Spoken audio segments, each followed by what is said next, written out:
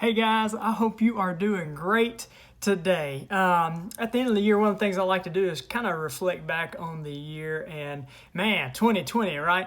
But this whole year, I've really felt like, I know there's a lot of chaos and a lot of crazy things happening, but I really felt like that God is doing something truly incredible, that beyond all the chaos and all the crazy stuff that's going on, beyond all the opinions that's many people seem to have, I believe God is doing something truly incredible, and now is the time to press in to see what He is saying, and not just listen to the opinions of other people. And I believe there's really a major war going on right now. We know that our battle isn't against flesh and blood, it's against powers and principalities and evil forces, all that kind of stuff. And there's a major war going on right now. And I think part of what God is doing is He is calling His mighty warriors to wake up, right? To rise up and to engage with the weapons of our warfare.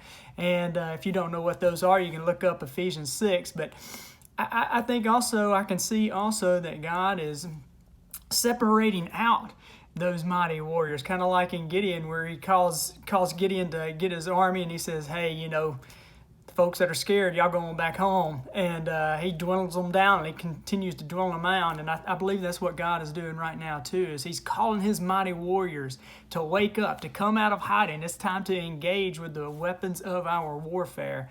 And we know that our battle isn't against flesh and blood. It's not against the Republicans or the Democrats or Biden or Trump or your boss man or whatever.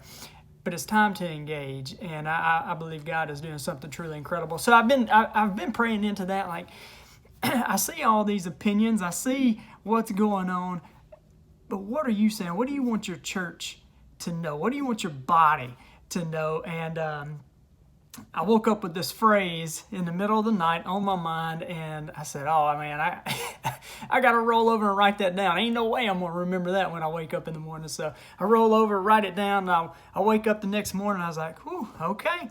So here's the word. The microwave gospel is killing the church and putting the kingdom in a box.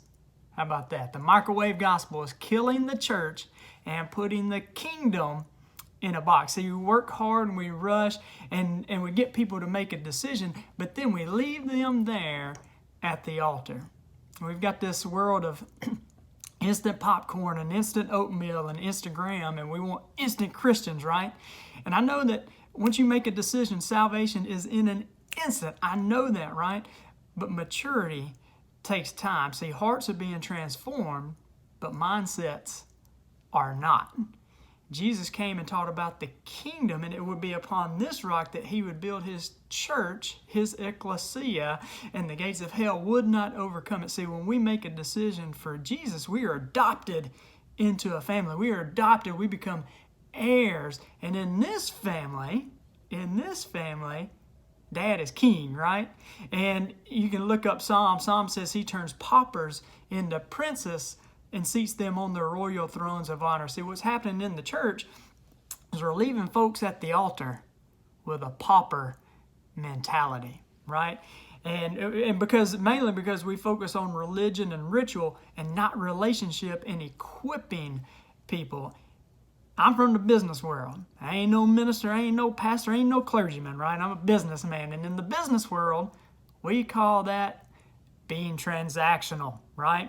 So what we're happening is we're killing the church and putting the kingdom in the box because we've got all these princes and princesses with this slave mentality, and they don't understand the power and the authority that comes along with being a child of the king, or empowered to understand where they fit into the kingdom, where they fit into the body. So if we don't understand that, Jesus said, all power and authority has been given to me. Go therefore, take my power and my authority. We've been given power and authority over those principalities, those demons, those demonic influence, all that kind of stuff. But if we don't understand that, we feel like we are the effect of things. And we were not saved by grace through faith to be the effect of things. We were saved to be causative.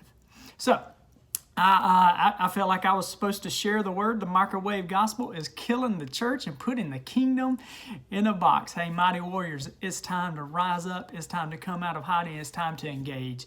Hope you guys have a great day, and God bless.